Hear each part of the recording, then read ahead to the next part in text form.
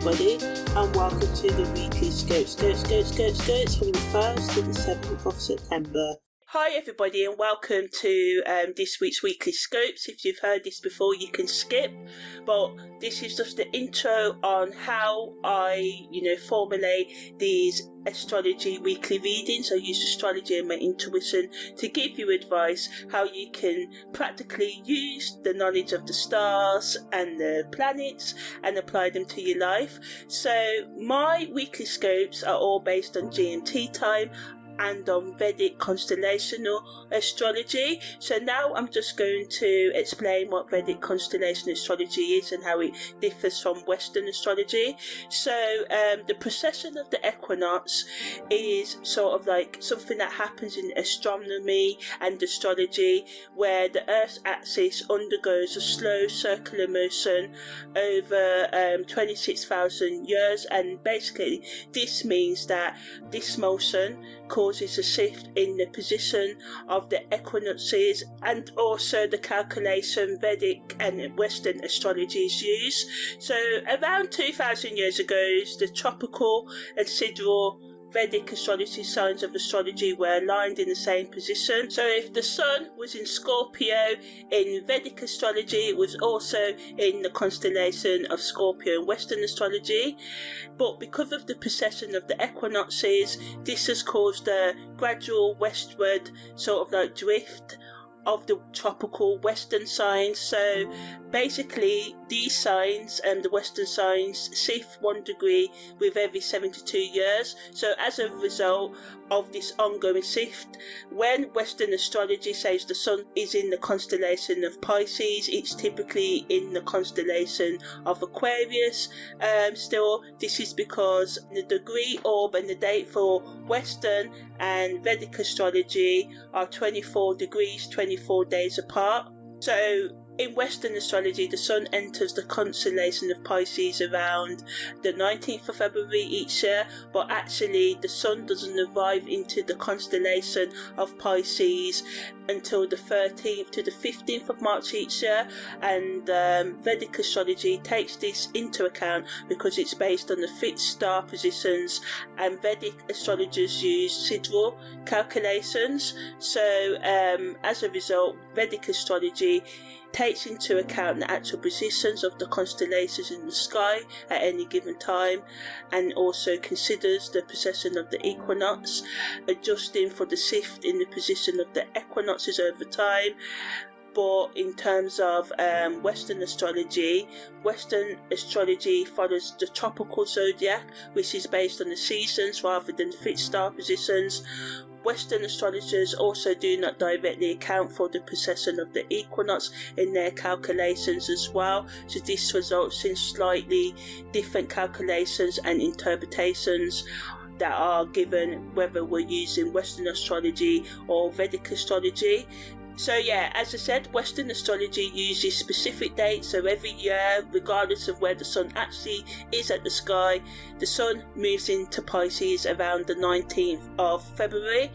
So yeah, this discrepancy, this misalignment between the tropical zodiac and the actual positions of the constellations has led to a discrepancy between Vedic astrology and Western astrology. So I consider the actual where the sun and the moon are and where Mars and Venus are at any given time, and this is how I formulate these sort of like weekly scopes. So yeah, thanks for listening to this, and let's dive into this week's weekly scope.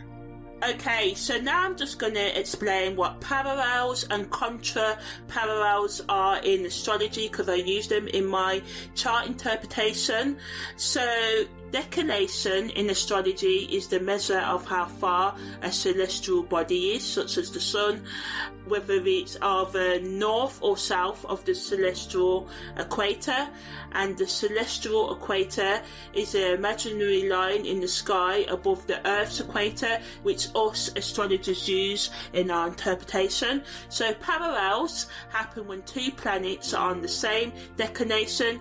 Either both planets are on the north side side, or either both planets are on the south side, and this alignment increases the influence of the involved planets. So it's similar to a conjunction aspect, as it amplifies their energy, making the effects of the planets more pronounced.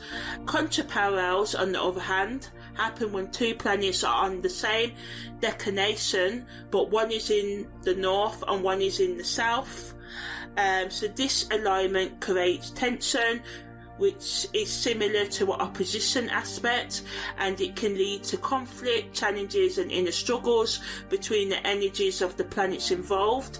So contra-parallels highlight areas of friction or contrast in our lives, urging us to find balance between the opposing forces at play. When transiting parallels and contra-parallels happen, they can sort of like trigger significant events, shifting consciousness and periods of intense growth and transformation. So I look at these aspects closely during chart analysis to understand how planetary energies interact and influence each other during a specific time frame, to pinpoint key periods for personal development, relationship dynamics or career shifts, and other shifts like karmic shifts and stuff like that. Because I just find using contra-parallels and parallels gives me more depth in interpretation, so I use them. So contra-parallels and parallels in astrology serve as markers for potential challenges or breakthroughs, guiding us towards more self-awareness, love, acceptance, understanding, forgiveness for ourselves and others, and shifts in consciousness and growth. So overall, just a shift in our mindset if we allow for it. So parallels and contra-parallels just kind of like provide valuable insights into the complexities and nuances of the astrological interactions between planetary movements.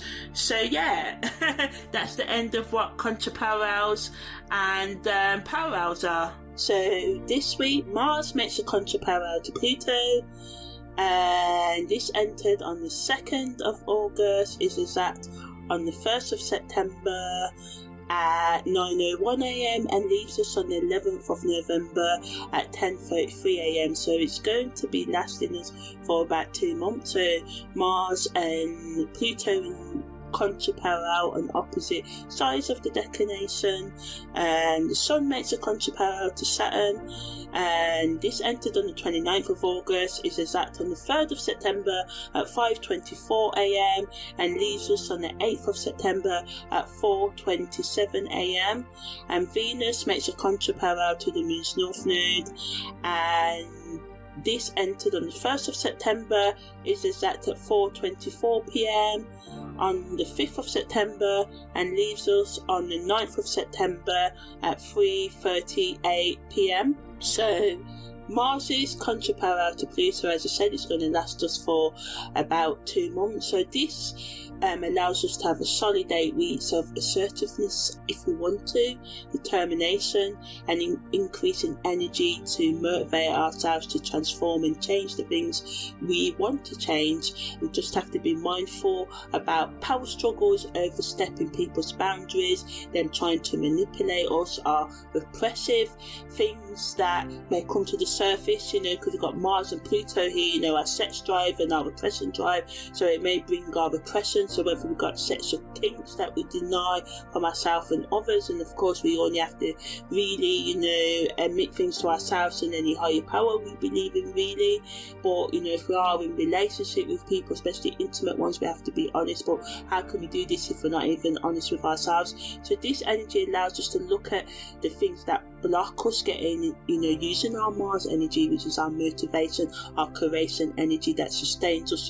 This energy can help us stick to our exercise goals, our diet goals, our career plans, our educational goals. So this energy is really, really important throughout our lifespan. And then we've got Pluto that wants us to change. This wants us to be like, okay, you used your Mars energy in this way one day, but now I'm here to say you need to change the way you use your motivation, your Mars energy. So Pluto is all about looking at our plans patterns, looking at our habits throughout our life and looking to change. What can we change? How can we refine? How can we improve?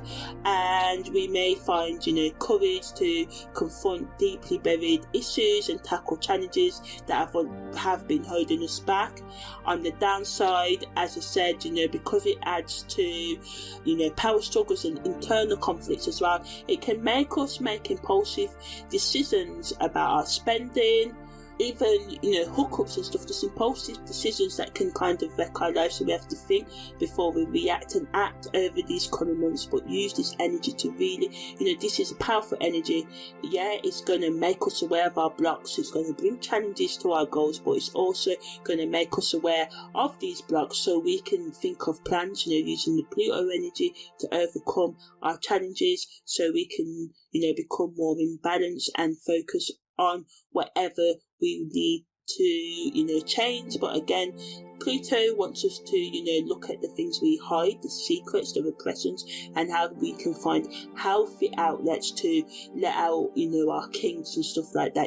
Everything that we do, especially when it involves someone else, should be always done with consent and in the most healthiest ways possible, to avoid any psychological, financial, spiritual or emotional losses. The Sun also makes a contra-parallel to Saturn, so this allows us to be responsible, take accountability, be disciplined, be structured, to bring in new routines, stick to routines, become more productive, set realistic goals, get real about life, get real about what it takes. Like, we all want the best lives, but it takes hard work. And believe me, I always knew this in life, but I didn't know it was as much as what I found out. But then it gets easier. So this is when I like to find hacks, life hacks, and we all learn things in different ways. Astrology and spiritual lingo, lingo is what works with me this lifetime, so I use it, and then I share what I learn with others, so hopefully you can help yourself with it as well, because if you're listening to this means you're into this like I am. So this energy just allows us to be realistic and plan for our future, take on leadership roles, and do well in the activities that require us to focus and persevere, set long-term projects, and focus on our career progression and stuff like that. But it can also just make us feel limited and have self-doubt and bring challenges to our authority. But it's important to approach our obstacles with patience and a growth mindset. Venus also makes a contra-parallel to the Moon's North Node, and this can increase our emotions and the desire for meaningful connections. It can also help us to explore creativity and follow our heart's true desires, but negatively it can bring about mood swings, emotional sensitivity, and illusions in our relationships. So it's crucial to stay grounded and communicate openly to avoid misunderstandings or unrealistic expectations during this time. So on a deeper spiritual and esoteric level, Mars is contra-parallel to Pluto, spiritually, where we are pushed to confront our inner demons and embrace our personal power. So past life memories that could come up right now can involve, themes of intense conflict in your past of your current life or any past lives you had, and situations where maybe you've had to assert yourself forcefully may come to your mind as well. It can also reveal karmic ties related to anger, aggression and resentment. But whatever comes up now, it's coming up to provide you with insights into your current life challenges and help you release any lingering emotional, psychological, spiritual baggage from your past lives or early childhood or any unresolved trauma that you do have. And the Sun contra-parallel Saturn spiritually wants us, as I said, to go within ourselves, to be willing to work long term towards our goals with patience and perseverance, to self-reflect, to have self-discipline.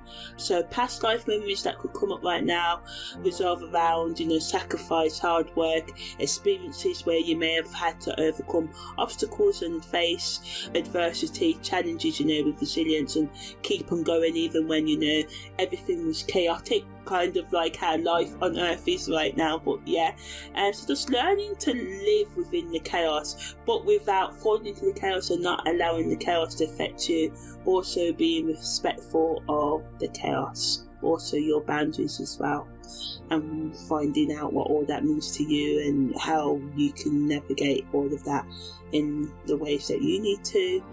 So karmic connections related to authority figures, societal expectations, structures that influence your sense of self-worth and personal boundaries. We've all got things that are unresolved, and we try to live up to what our parents may have said, or our teachers, I don't know, or lovers, or friends, so much people, so much input, what social media tells us to be, and this transit wants us to get a deeper understanding of ourselves and who we are authentically, and be more empowered and take responsibility for shaping your own destiny by, being who you are. And you may not even know who that is. Discovering, finding it out, looking at your thoughts to see what sort of things come up. What are your blocks? What are your weaknesses? What are your strengths? What does the inner critic say? The inner critic can be powerful, even though it can be horrible, but it shows you where you still need healing, the things you still need to work at on a positive level. And if you want to, you can always find positive in all negatives. So Venus's contra-parallel to the moon's north node allows us to sort of align with our soul's purpose, especially in our relationships. And past life memories revolving around lost love, soulmates, or unfulfilled emotional needs from previous incarnations, or even this life, heartbreak and stuff you experience now, things you need to heal, disappointment you may have, the longing you may have. It can shed light on the karmic bonds related to your partnership, so trust issues or lessons in compassion and understanding, especially self-compassion. And whatever memories come up right now, again, I'll just trying to point you into being the best you and finding the best direction for you. Be gentle with yourself as always this week as we navigate through some kind of crazy waters. So on the 1st of September, Mars makes its exact contra-parallel to Pluto at 9:01 AM. I've already talked about this. The moon enters void, of course, at 1:37 PM. Uranus also goes stationary retrograde at 4:18 PM, and the moon enters Leo at 5:19. So when Uranus goes retrograde, it signifies a time of self-reflection, reviewing areas in your life where you seek independence and change. So it's good to reassess your long-term goals and embrace being innovative. And if you've been feeling stuck in a routine at work, it can spark a desire to try new approaches, or explore, that's the word, explore different career paths, different skills you may want to learn online or offline, read new books, a new game you may want to make, play or code you want to write, it does things reflecting on what you really want, really assessing where you've been stuck and thinking about how you can become unstuck, in essence. And if you want to know more about Uranus retrograde, you've guessed it, I've done an in-depth guide, to check that out. So with the moon going into Leo, it just allows us to be more passionate, creative and confident.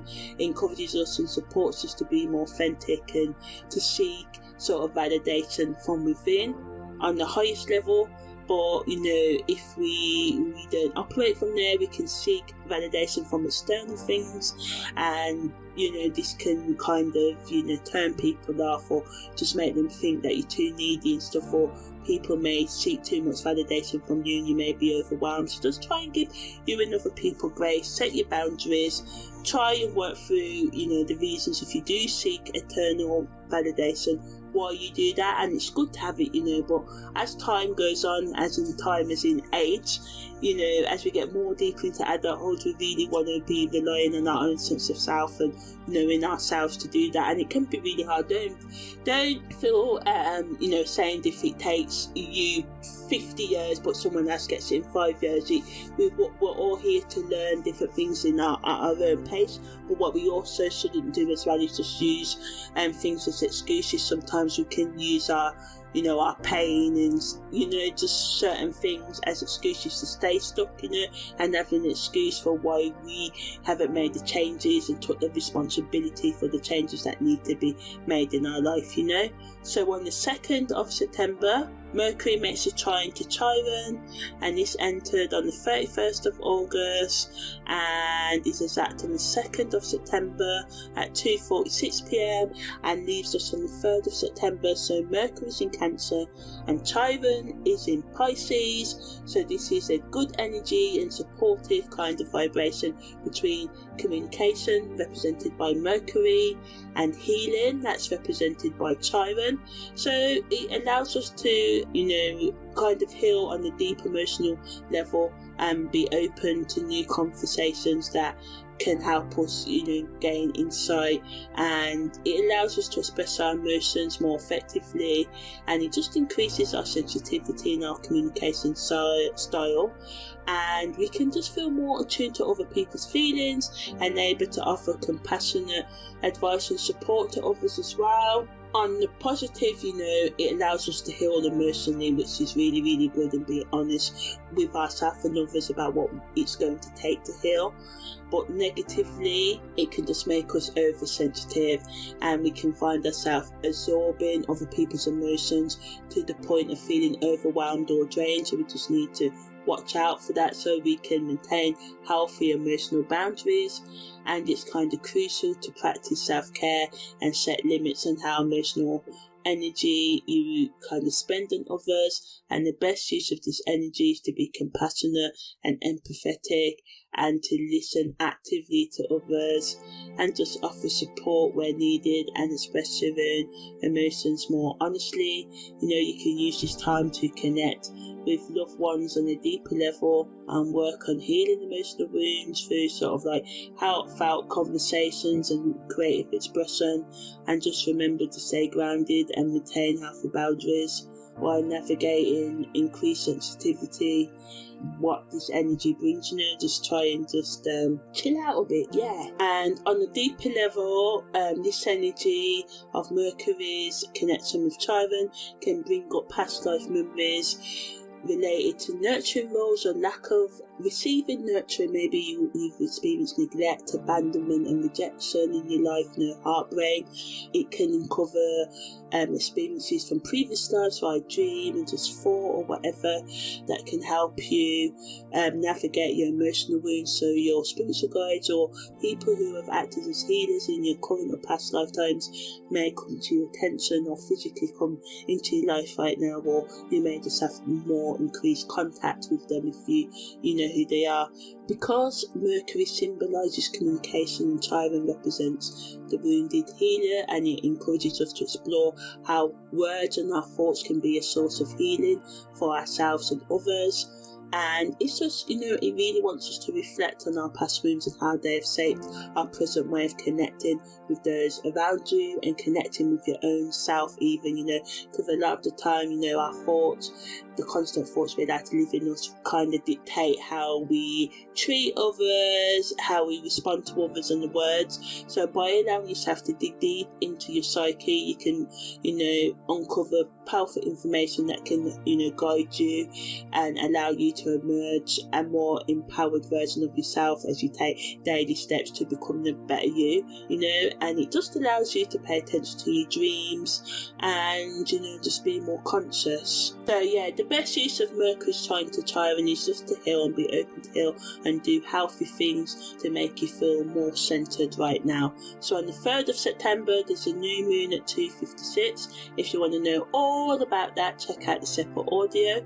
Mercury makes a square to Neptune. The Sun makes its exact contra-parallel to Saturn at 5:25 a.m. and I talked about that. And Venus makes its parallel to Neptune at 4:44 p.m. as well, and I've also talked about that.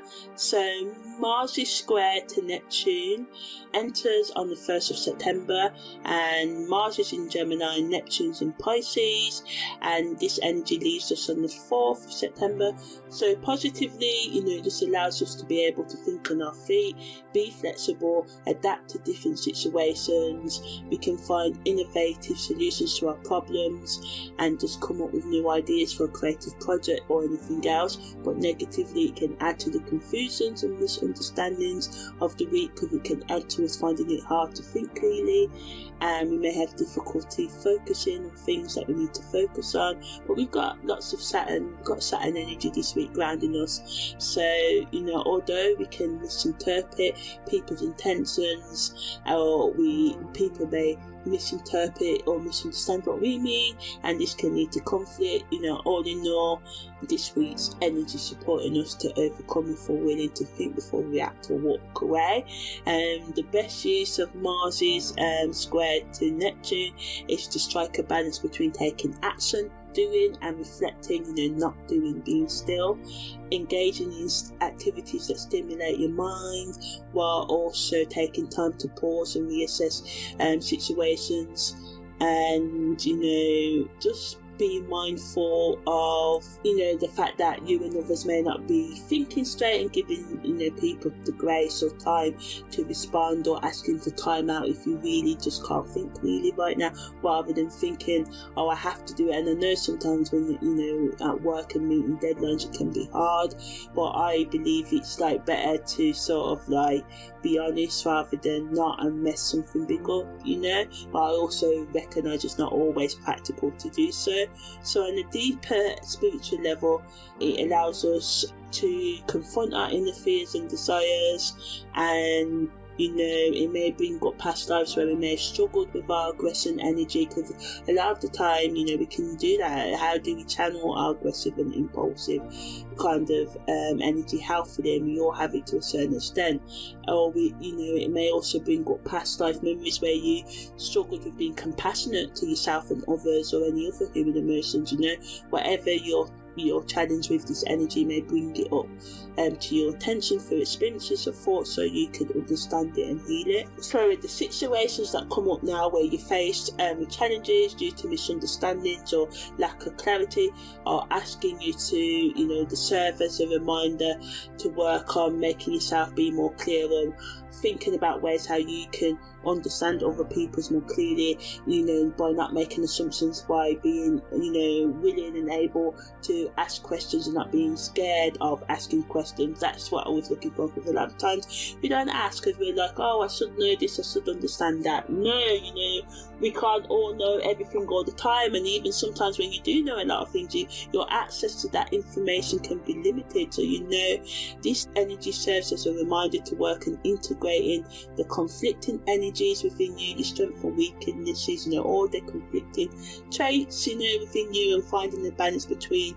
action, contemplation, assertiveness and sensitivity, acting logically and being intuitive as well. It also highlights the importance of being honest with ourselves and others, as well as developing our intuition and learning to use our logic and deductive reasoning and stuff like that, and to again, be gentle with yourself as you receive these insights as well, with awareness and understanding, and just have compassion and have a willingness to learn about yourself. We can be so curious about everything and everyone else in the world and not ourselves, So embrace this opportunity of this energy giving us to confront our inner fears, and learning to trust in that intuition can help us, avoid confusion and deception, knowing that clarity and wisdom will emerge as your soul aligns with your higher self's guidance, staying grounded in your own truth and authenticity, allowing the integration of the conflicting energies to harmonise within you, and just understanding, that you don't have to be the best at trusting your intuition straight away, and even when you do get good of it, you may be blocked from understanding it. So just learning the ordinaries, and we do that by researching, by taking the chance to learn and going within, and just learning our own individual patterns. So Mars is square to Neptune just reminds us, to sort of go within ourselves and to learn to trust ourselves, and if we can't, we have to learn to remove the things, the blocks that stop us from trusting ourselves. So yeah, on the 4th of September, Venus makes an opposition to the moon's north node. The moon enters Virgo, and Mercury enters Leo, and Mars makes a quincunx to Pluto as well. So Mercury goes into Leo from the 4th of September until the 23rd of September when it enters Virgo. Mars is quincunx to Pluto, Mars is in Gemini and Pluto is in Capricorn. So when Venus in Virgo opposes the moon north node again, it allows us to focus on our spiritual growth and understanding, but Mars is quincunx to Pluto brings tension between our assertiveness and adds to the power struggles of this week as well. So we have to kind of become more strategic in handling conflicts and finding ways to navigate, and we may have to find tricky ways, because quincunx energy a lot of the time wants us to adjust our approach, and not only once a week, but sometimes 3 to 4 times in the same hour, depending on what we're doing and who we're dealing with. So we may have to change. What I'm trying to say is, a solution that may work for one person or one situation may not work for the other. So just be on your toes, have a plan B, but also try and relax as much as you can as well, she says. So yeah, on the 5th of September, the moon's north node goes stationary direct at 6:44. Venus's contra-parallel to the moon's north node is exact at 4:25 p.m. and I talked about this earlier in the week. And on the 6th of September, Mars enters out of bounds while it sits in Gemini. The moon enters void of course at 9:09 a.m. and the moon enters Libra at 6:31.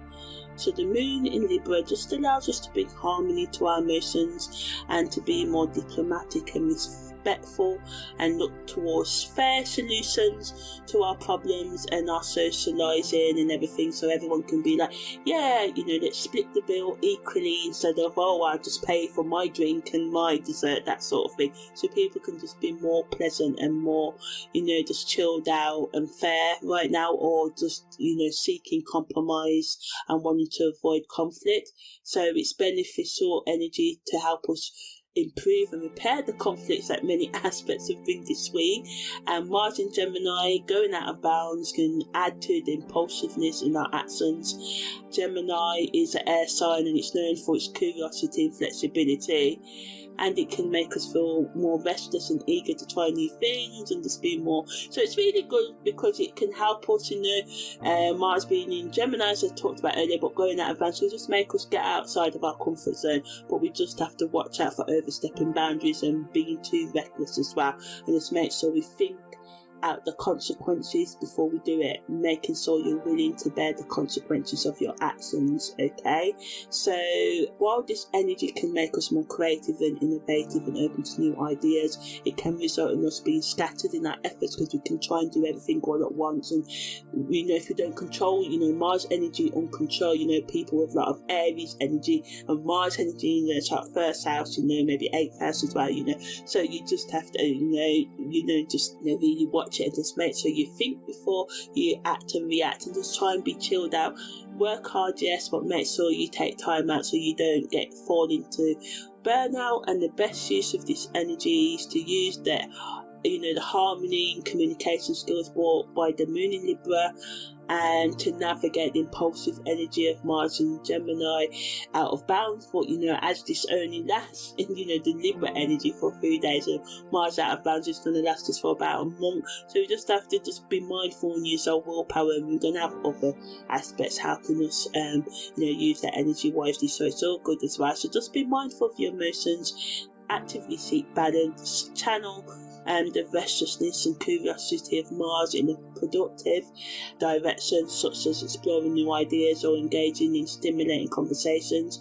And remember to take a step back when needed, to evaluate situations rationally and avoid making hasty, quick decisions that you may regret later.